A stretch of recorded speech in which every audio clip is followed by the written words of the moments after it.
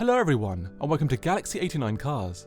Today, thanks to Bramley Motor Cars, I'm taking you on an in-depth exterior and interior tour and exhaust video of this 2020 Toyota Supra A90. Bramley Motor Cars currently have this, in addition to many of the high specification cars for sale, and all of their contact details can be found in the description of the video. The Supra name has been with Toyota since 1978, when the very first generation went into production. It has since become a cult classic, meaning this latest iteration has a lot to live up to. The 2020 Supra is the 5th generation and features design inspired by the FD1 concept, an iconic 2000 GT, and its predecessor, the A80. This A90 edition celebrates the 5th generation of the legendary Supra with a limited run specification. Only 90 cars will be delivered across Europe with this specification, with only 24 coming to the UK.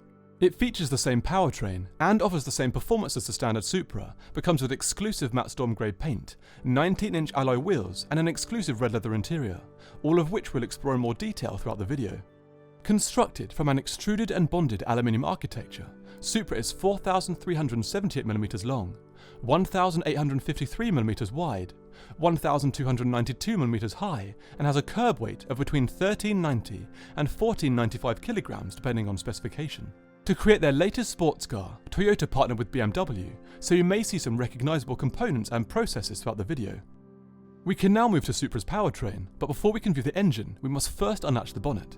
This can be done by pulling the lever found to the right of the driver's footwell twice. Then moving around to the front, the bonnet can be lifted straight up, as the second pull eliminates the need for a catch here. This latest iteration of Supra is powered by a front mid-mounted 3-litre single twin-scroll turbocharged inline 6 that produces 335 brake horsepower and 500 Nm of torque, all sent to the rear wheels. This output produces a 0 to 62 mph or 100 km/h time of 4.3 seconds and can go on to a limited top speed of 155 mph or 249 km/h. Once finished in the front, the bonnet can be brought down and fixed below with a firm depress. Now moving to the wheels, this A90 features an exclusive matte black version of the 19-inch alloys found on the standard car. Braking is the same and is provided by 36mm front and 24mm rear ventilated steel discs with red calipers. The car stability is provided by McPherson struts at the front and a rear multi-link setup that are aided by the active variable suspension modes that can actively adjust each wheel and provide different driving dynamics through 2 driving modes. At the rear, there's also an active sports differential that operates during acceleration and deceleration for a more dynamic and controlled experience. Now we've finished the model overview, we can start the exterior in-depth tour from the front. Just as in its predecessor, the front is broken up into 3 intakes, but here they are more equally sized. The front starts with an extended black splitter that continues around and curves up at the sides, making small canards. Above this is the splitter's central intake for the radiators. The flowing struts either side separate it from the lateral intakes. Moving up, there are faux intakes just below the lights, a nod to its predecessor as the Mark IV Supra had small lights mounted above the lateral intakes.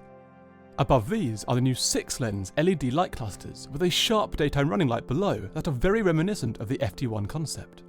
The pointed front of the bonnet between the lights is also strongly influenced by the FD1 concept. Behind this we find a slim but long bonnet, as is the Supra tradition. The bonnet features further inspiration from the FD1 with these lateral ridges that run on subtly from the front and faux vents to the rear that create quite a striking aesthetic. Moving back, we come to the double bubble roof. The double bubble roof is not only a nod to the 2000 GT, but it also helps to reduce drag by reducing the car's frontal area. We can now move down to Supra's lateral aspect.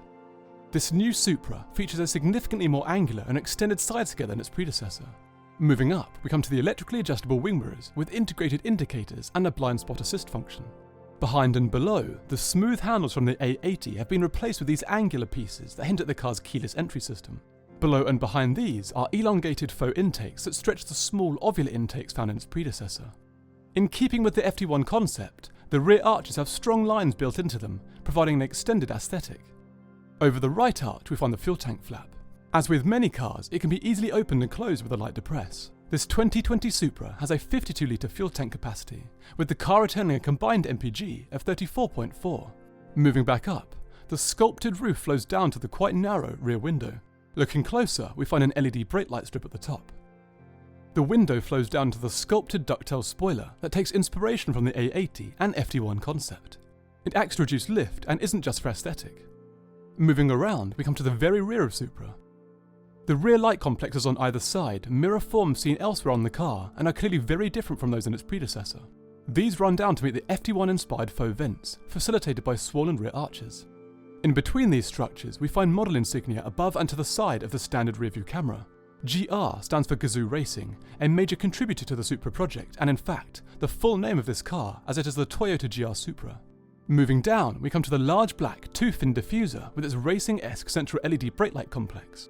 This is a huge departure from the understated and simplistic rear of the A80, but quite similar to the FT1s.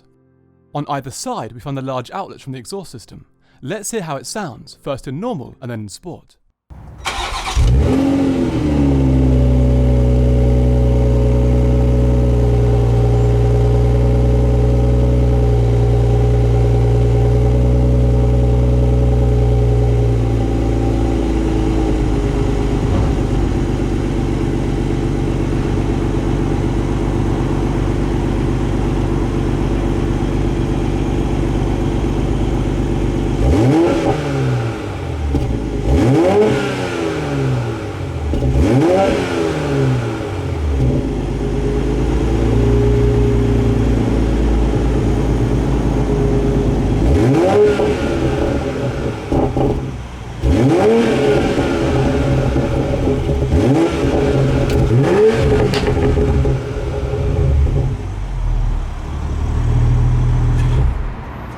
Now we finish the exterior tour, we can move inside.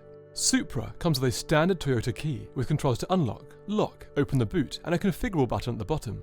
Now moving towards the car, the large handles are easy to find and locate, and the doors pull out smoothly. As this is the A90 edition, we find exclusive red leather in various locations, but other than that, the interior here is the same as in the standard Supra.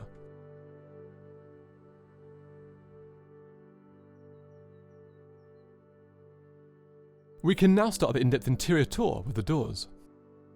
The top is a smooth long panel that starts with a physical lock indicator and levels out as we move along it. The area under the horizontal section comes with the lock controls, door release, and first speaker from the standard 12-speaker JBL premium audio system. The red leather upholstered armrest is below this. As we move along it, we come to a piano black inlay with the door handle and electric window and mirror controls. At the bottom of the door, there's a slim storage area with the boot lid release button and the second door speaker.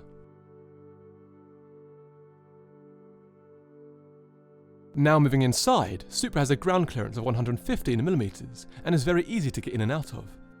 As we move along the sill, we start with the lightweight aluminium and embossed kickplate.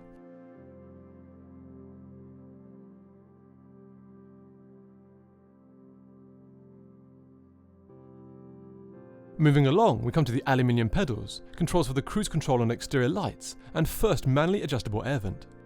The large contrast steering wheel is to the left. It is upholstered in A90 exclusive contrast red and black leather, with contrast stitch that takes inspiration from the FT1. As we move around it, we first come to the controls for the cruise control system to the left, and instrument, volume and voice controls to the right.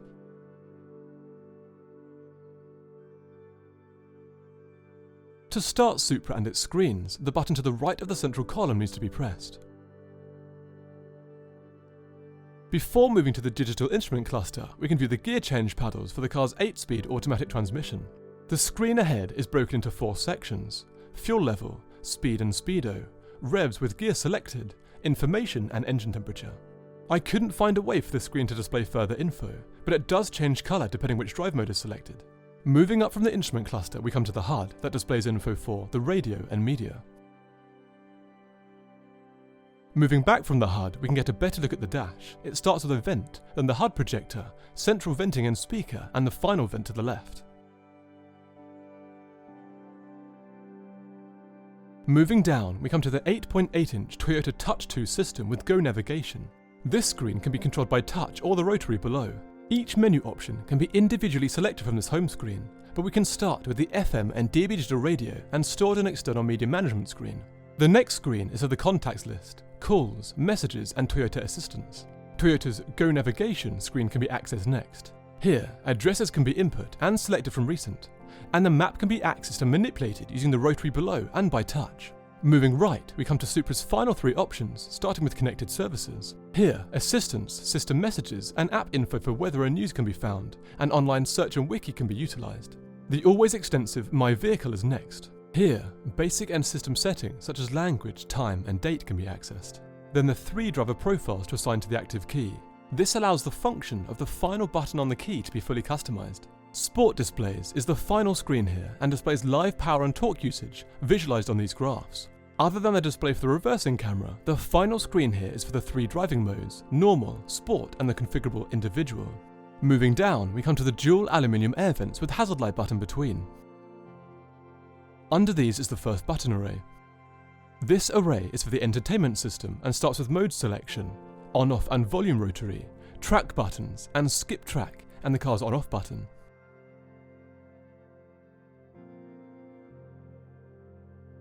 Continuing down, we come to the second button array. Here we find controls for, from left to right, passenger heated seat, front demist, passenger zone temperature rotary, rear demist, passenger air direction, fan speed, driver air direction, recirculation, driver zone temperature rotary, AC, and driver's seat heating.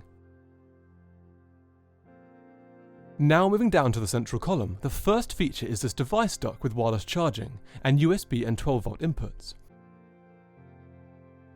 Moving back, we come to the main controls, surrounded by gloss carbon and red leather on the driver's side. Behind the NFC dock, we come to the familiar gear selector for the car's 8-speed ZF automatic transmission. The car can be left in full auto, or gears can be changed using the paddles behind the wheel or here, when pushed to the left for sequential shifting. To its left is the tilt and touch wheel for the infotainment system. This is surrounded by direct access controls, media, communication, menu, map and nav, with back and options to the rear. The final controls are to the right of this and begin with start-stop, on-off, then drive mode selector, parking sensors, traction control and vehicle safety systems with the electric parking brake to the right. Behind this is a large and well-padded red leather upholstered armrest with 2 cup holders embedded into it. Moving back from the armrest, we come to an open storage area, a small ridge with 2 speakers before the boot, the parcel shelf and rear window.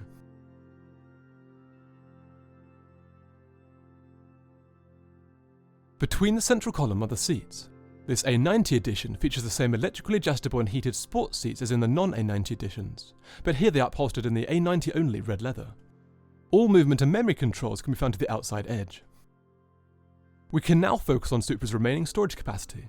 Starting on the inside, we of course find the glove compartment on the passenger's side. It is lockable and can be opened using a small catch to the right.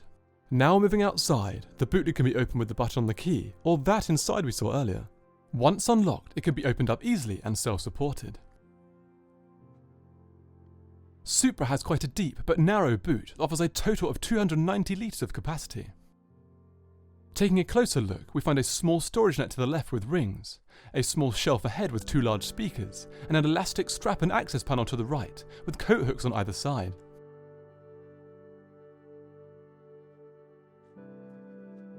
Once finished here, the boot lid can be brought down and secured with a firm pull.